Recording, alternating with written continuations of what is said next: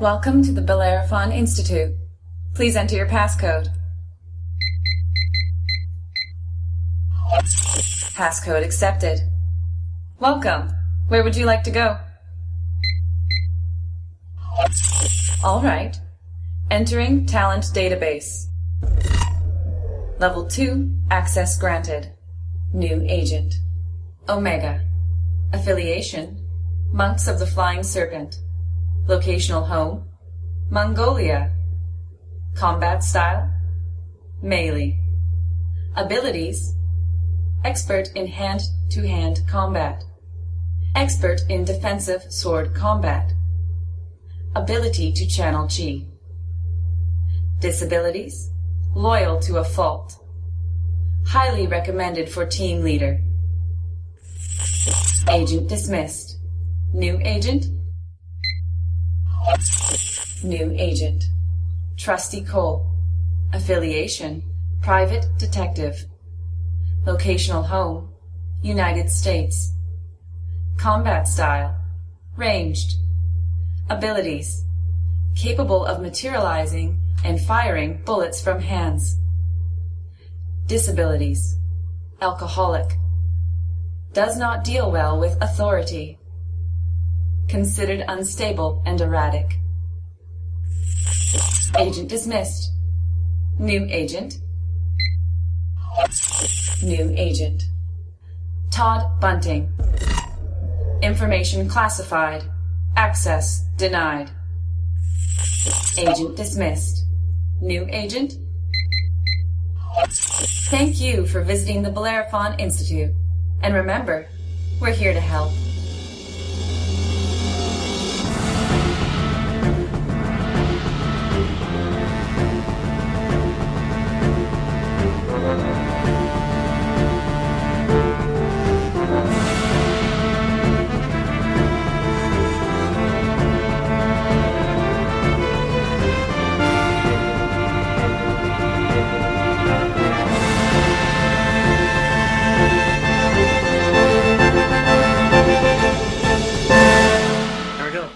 Okay. Take it away. So, guys. Yes. Let's start off this today's session by introduction of your characters, so we all know a little bit more about who you guys are. Yeah. So, Scramside, we'll start off with you. Take it away.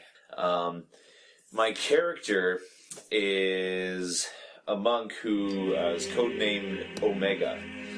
He's from the mountains of Mongolia. He is the guardian of an ancient shrine, a part of this monk order in this mountain. They're very highly trained, all that stuff. Basically, he has a few abilities at his disposal. He, in terms of offense, he is very good with his fist and unarmed strike. He has a sword, which I've just described as a katana. And then he also has what I have called the flashbang effect, which is essentially I can manipulate nature at a certain area and create a little flashbang-like explosion to incapacitate my foes. I got a ridiculous number of feats, like you don't need to describe them all. All of them? Okay. Awesome. No, you don't need to describe We'll get through them when we Yeah, play. they'll come up as they come up. Yeah. It's up to you guys to remember which feats you have. That's the house rule. I can't keep track of all your feats. Okay. If you have a feat, remind me of it. Yeah. Basically, I'm extremely quick and sneaky. Cool. I am playing Trusty Cole, the down-and-out private detective. He was fired from the police force a long time ago. Got in deep with some people after he went looking for his dead wife's killer. His state of mind was altered by drugs that they gave him, and now he can channel this magical energy through his hands. And he's just been recruited, I think, by this organization. And we'll get into his abilities as we play. Okay. Are you sure you don't want to tell the what you're okay? Well, a little mystery.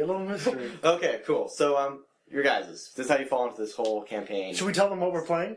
We're playing 3rd edition Mutants and Masterminds. It's set in the modern days. We're kind of set. Okay, we'll get into the campaign setting as we go, but 3rd edition Mutants and Masterminds, published by Green Ronin. Yeah.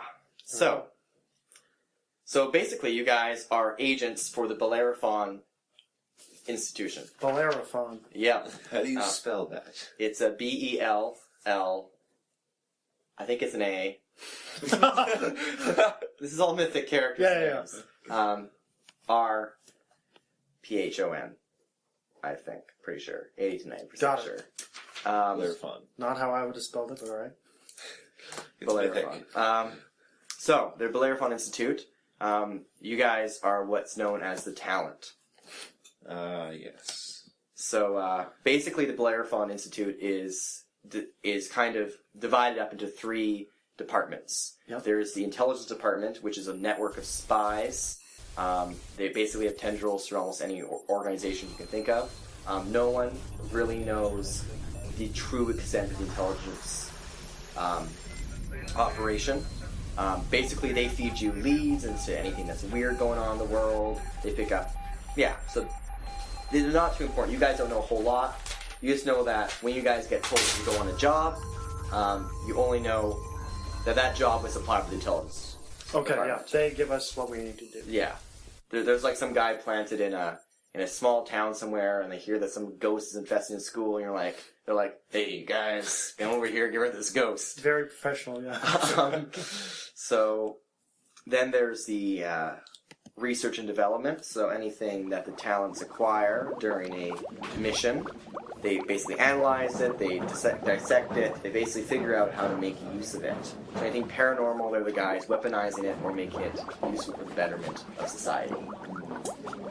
Debatably so. Yeah. Their society. Yeah, their secret society. And you guys are the talents, and you really only know the extent of the talents. Basically, you're kind of like cops or the military portion of this organization. If there's a weird paranormal occurrence in the world, the talent is sent to deal with it. Contain it, exterminate it. They prefer you contain it and bring it in and deliver to the research and development. But it doesn't always happen. It doesn't always happen. Bellerophon Institute. Cool. Now, yeah, and the director of the institute is basically Todd Bunting, and he is your boss. He's the one that gives the orders. His word is law. He is God. So Todd Bunting has called you into his office to give you a little mission. All right. So, what was your character's name again, Chris? Trusty Cole. Trusty Cole and your Omega. Okay. Yes. Just player knowledge versus character knowledge. Code name is Omega. Right. His real That's name. fine. They would only be calling you Omega. Cool.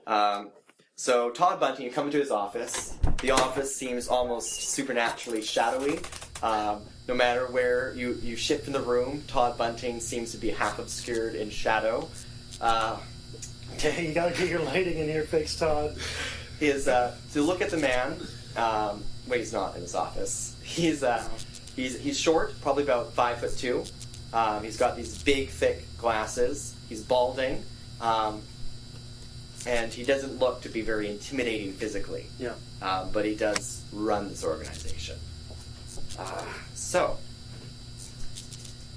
Todd Bunting. He calls you into his office, and he says, "Boys, have a seat." I stand. I take the seat. Okay. Listen. There's a small town in northern Quebec called the Village du Saint. And there was a hunter that was mauled in a hunting accident. He was named Greg North. And, typical hunting accident. Wasn't paying attention. Animals got him. Now, nobody thought much of this. Filed away as case closed. It was case closed until one of our agents in Montreal picked up this phone call at the police station there. And he turns on this little recording, and you hear the desperate sound of a woman's voice. Help! They killed my husband. It wasn't an accident. I'm not allowed on the phone. I have to go soon. They're coming. And you hear footsteps in the distance of the phone recording. They're coming. Then a hang up. Just dial tone. Yes, dial tone. So, we have a very distressed lady, and apparently a murder that wasn't an accident. Now, it's up to you. I want you boys to find out what happened to Greg North. Now, if it turns out this lady's crazy, it was a hunting accident, call it quits, go home. But if something is more suspicious, check it out. So here's the file on the case. Trusty check it out. Takes it, starts opening, flipping through. Cool, and it'll tell you what you see after Greg has. I look at Yeah. Todd. Why are the local authorities not dealing with this? Because they consider it case closed.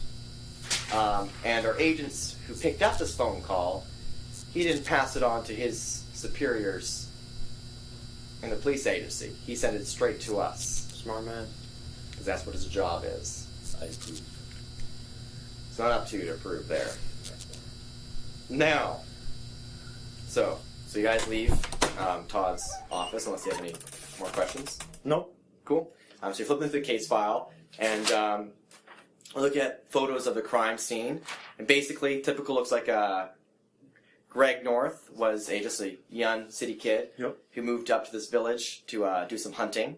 That's basically the only reason people go up here is to hunt. Yeah. And even then, not very often, because the town is known to have specifically dangerous animals around. Like, there's tons of hunting accidents. Animals. Now, so you look at the crime scene photos, and what seems unusual about it is that none of the hunting equipment was covered in blood. Like, there's no blood on any of the hunting. That was noted as unusual, but the local authorities decided it was just a freak coincidence, freak accident.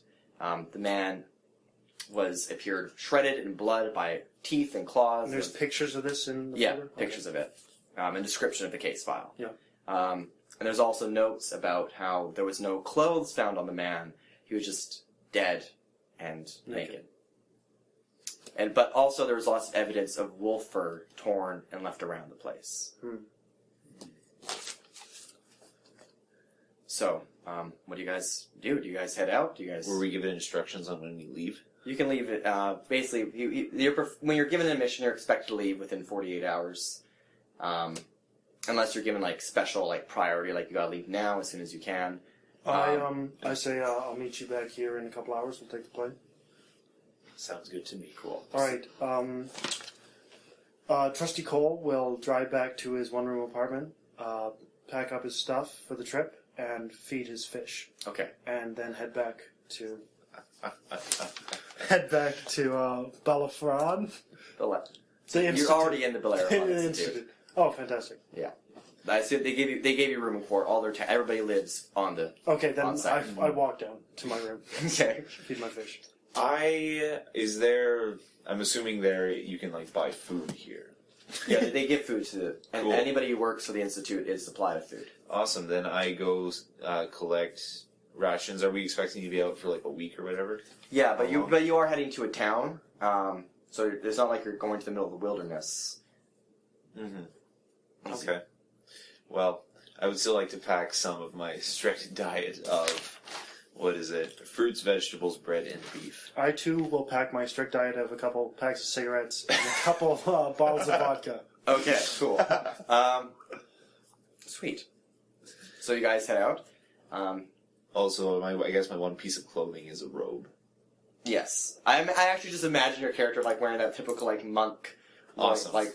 Outfit. That is what he's wearing. Okay, and I imagine you're dressing as a standard private detective. Yeah. I take a trench coat, fedora thing. I take one last look at the framed picture of my dead wife on the nightstand, and I exhale deeply and exit the room towards the plane hangar. Okay. Any extra time I have is spent in meditation. Okay, cool. So when you guys board the plane, you guys are dropped off. I'm not at the town because it's just forest, no space to land the plane. You're dropped off to the nearest town where there's a landing strip. The agency has supplied a car for you, or a van to go up to the village du Sang. Fantastic.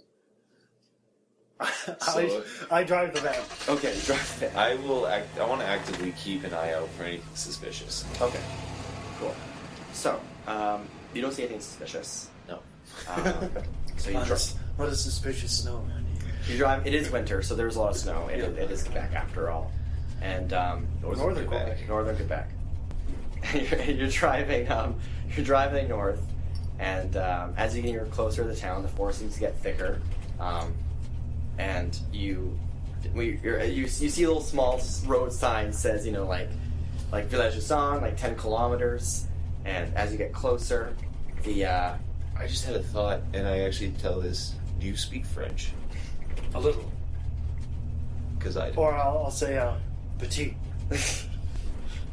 That's what I would say. Like the guests who come by, like whenever guests from Quebec come to the lodge or like to the bridge, they're always like, do you speak French? I was like, je peux pas petit peu de français, which means like speak a little bit of French. Yeah. And then like they talk to me as if I speak a lot of French. Like no.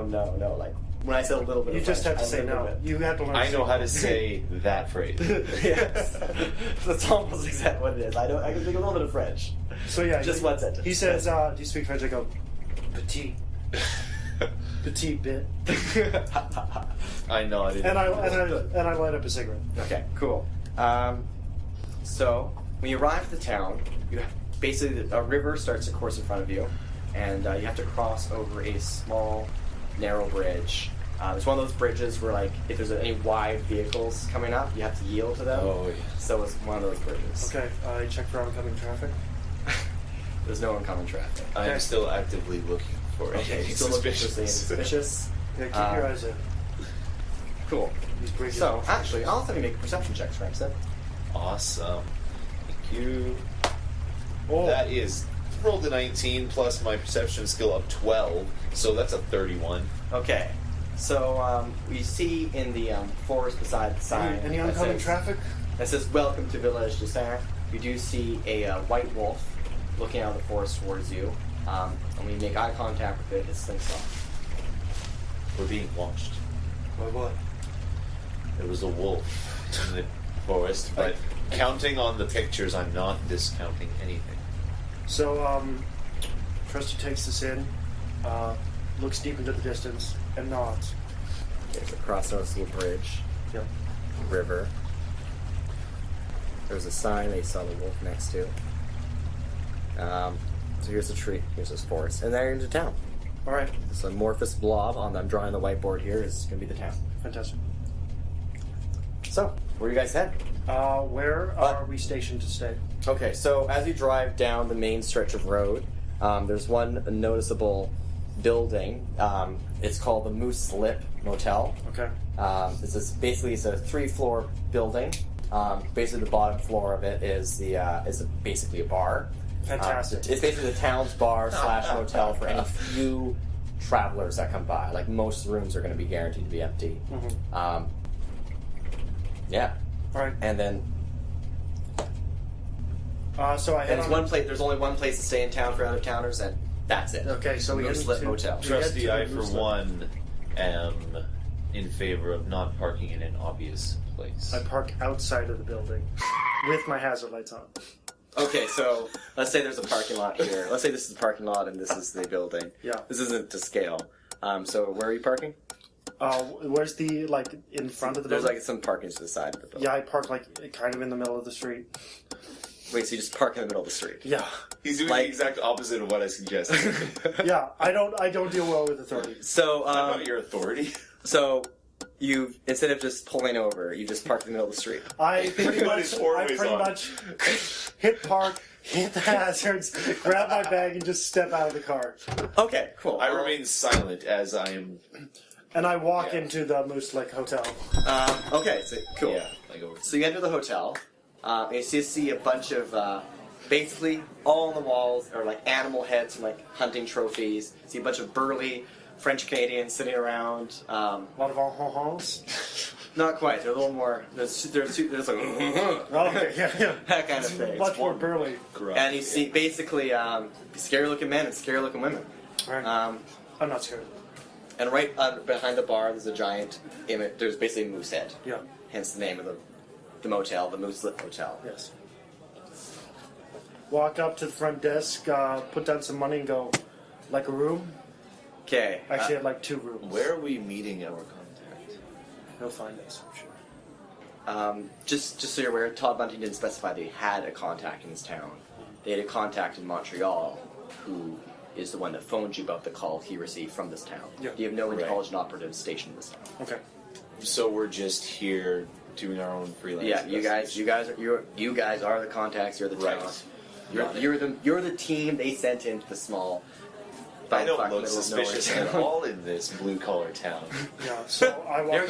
Yeah, you guys are getting strange looks from everybody because you are dressed as a monk and you're And I'm look bald. like you're from the 1940s. Exactly, yes. And there's So- a massive sword on the back. So I walk up and I go, I'd like 2 rooms. So the barkeep is this big bearded man, I go, like nearly everybody here. please. He says, "You guys aren't from around here, are you? No. Now, where you come from, do you guys park in the middle of the road like jackasses? Yeah, that was me. Because Paul there is going to give you a ticket soon. Yeah, who's Paul? Town cop, Yeah, where's he? giving you a ticket." Perfect. I walk back outside to meet with Paul. Okay, so I there's a cop. stay and I take a seat and I just grin to myself. Okay, so everyone laughs as you go outside, and you see you go outside. There's a cop car pulled up beside your car, and he's writing you a ticket. I say, Paul, I've been looking for you. He turns around like, "Oh, what can I do for you? I've been meaning. I'm sent here. You park here?" Yes. Do you need me to move that? I only lived right with you a ticket because he did park in the middle of the street here. Not a problem. This is the main street of the town. A lot of traffic. I pull out a couple dollars. How much money were we given? You guys are relying on your own income. Oh, Which is? never mind. Basically how the mechanics for this game works is whenever you need to buy something, you make a wealth check. And because of your status with the company, you do have living wages while you're on the job. If you want to make $1 million investment, you're Then not it's going to make questionable. this. Okay. If you're buying standard things, you should be fine. Awesome. I'm a reporter from down south. We heard we were having some animal attacks up here. Okay, I need you to make a deception check for that reporter bluff. Okay. That is 15. 15? Yes. Cool. He's like, "You don't look like no reporter. Well, I say, well, Who are you really?" I say, yeah. I say, Now listen, I don't care who you are. I am writing you a ticket for parking here in this middle of this busy thoroughfare. that's fine. I would like to talk to you about your hunting accident, though. My hunting accident? I didn't have no hunting accident. Well, the hunting accidents you've been having around here. There's a lot of them that's been happening around here. Yeah, the recent. Like every couple of years, some dumb hick from dumb city kid comes up here expecting to score some big game and What about gets the- himself mauled. What about the recent one? The recent one. I heard there was some guy who got mauled. It was really strange. Oh, but Greg North, not strange to us. Greg North kid, right? Yeah. Yeah. Some slick kid comes up all he's like one of those hippy-dippy bonding with nature kind of guys, and we're in the woods to do some meditation, and you go in those woods without any weapon or a gun, and you're dead meat. It's weird that Town warned him, but he didn't listen to us. Has anyone from the town actually gone missing? Huh? No, not recently. We're wise the ways around here. I thought so. Any missing persons that are around here? Nope, no missing persons at all. All right. I would like to do an insight check. Okay, cool. Oh, that's a 29. Okay. Awesome. The town has not, the town personally does not have any missing people. Okay. But you do sense that he's not telling you something. Yeah. No. You know anyone who is related to the hippie? No, not really. Came into town, stayed for about 5 or 6 months, just talking with us. No one really bonded with him. He's kind of too, you know how it is, like those Hippie-ish. greasy kid. Yeah, hippie kid. Then he died. Town didn't really, we didn't really know any folks to contact, contact his next of kin, of course, but that was it. No, Who was his next in kin? I don't know, his mother, his father. Do you have a sister? Nope, single child, I think. All right, thank you. Have a wife. Nope, no wife. I would like to roll another insight check. Okay. Oh, damn it. Whoa. That's a critical fail. Yeah, so, no wife. All right. You have no reason to ever suspect this Yeah, man is a wife. no wife. File. That you believe this is during that critical fail. Yeah. This man is telling the truth so hard about this. Yeah. Thank you. I'll take that ticket. And I reach out and I grab the ticket, Okay. ball it up, put it in a jacket pocket. Okay, and I also need you to move your car. All right. And I take the hazard slide out. I'm like, I was just parking for a second. It is, yeah, you can park in the parking lot for the motel. I take it you're staying there. Yeah. It makes sense of you to park in a parking lot. That's what they're there for, Sure thing, Paul. And I drive around to the back of the parking lot. Meanwhile, while I'm in with, I'm just in the bar here. Right here in the bar. I sat down. I asked the bartender first for a glass of water.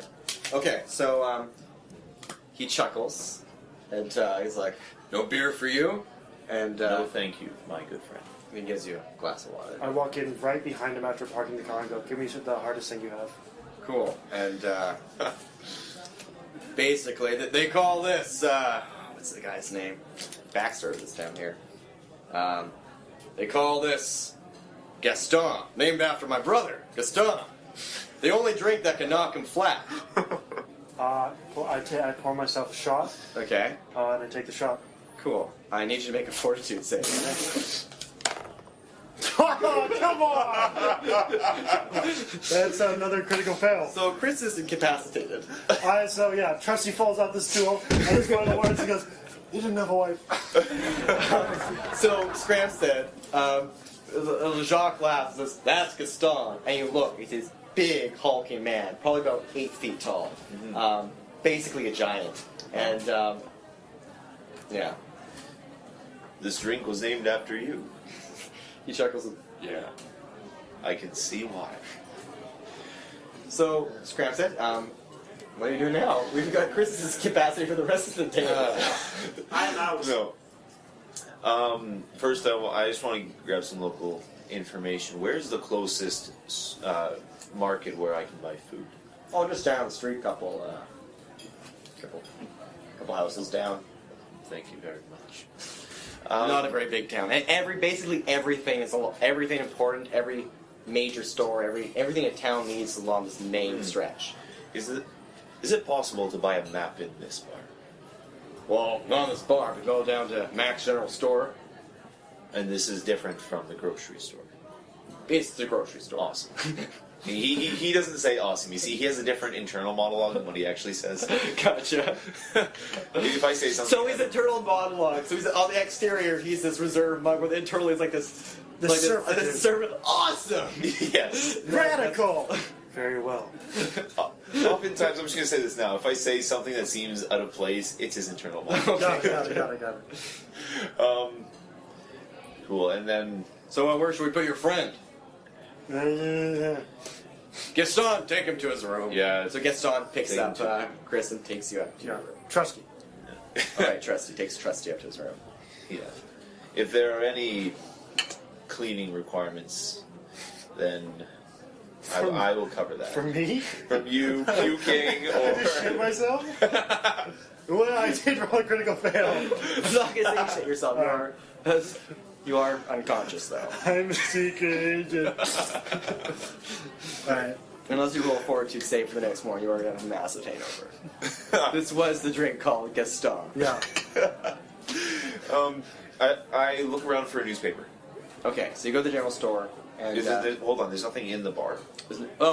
just like stuff Yeah. laying around the bar. Because I'm looking... Well, I'll tell you why later. Okay. Yeah. Is there a newspaper somewhere close by? Yeah, it's basically there's basically a thin newspaper called the Village Crier. Like it's the most unoriginal name you can see. It looks like it was written by one man. Like there's like a one-man journalist team in this town. Okay. And it was like 3 pages long. It probably was only released once every 2 weeks. Like there's not a lot that happens here. Okay. And I am assuming there's something in here about the accident. The accident happened about a month ago. So there isn't. The phone call just happened. The phone call happened recently. Interesting. Okay. So I looked through it and then I asked the bartender, has anything interesting happened around here lately? Lately? Nope, you guys coming to town are sure interesting, though. What are you doing here, by the way? Don't look at me. We're trying. I think it's polite to make eye contact with all my players, even if one is unconscious. And then upstairs, just like puking. Stop what you're in your size. You don't chill. Yeah. We are travelers in the area. We're just passing through. But I was actually hoping that I could... Passing through to where? Oh, we're on a very long trip. Me and my friend are actually... Please make a deception check. that we're just passing through? Yeah. This is gonna suck, because I am not good at this. Give a -1. So I better do flipping awesome on this roll. So my total is 16. Okay. Not too bad. Cool. So, he's like, this is your final stop, isn't it? Yes, we did. What Well, are you really here for? Well, I see I can't fool you, my friend. We came here, we heard about the accident that happened. Was it a month ago that it happened? About, give or take, a week or two? Yes, no, we heard about it, and we are very interested in such accidents, you could say. I guess it's not a bluff per se, because it's your job to be no. Exactly. He's just altering the extremely real truth. We're very interested in such events, and so we thought we'd just come and see what happened. See the place of the actual event, you could say. And in some respect, you could call us tourists in that respect. Alright then. Well, tourists this town sure don't last long. He makes an awkward laugh because he's not good at telling jokes. I know. Does the rest of the bar laugh? No. I nod respectfully at him. George just makes a terrible joke. Yes. Would you happen to have a newspaper around from the time of the accident? You need to go to talk to Marcel about that. He's the journalist. He might have some copies. But anything that's been around longer than it needs to be is usually just used for keep fires going. Of course. Where could I find Marcel? At the town hall, the journalism office. Very good. And I'm assuming that's just down the street. It's just as well. across the road from there. Awesome. Everything is on. It's a small town. It's like when you drive down Harrison. It's like all buildings and like. I know I just ordered water, but did it actually charge me something for water?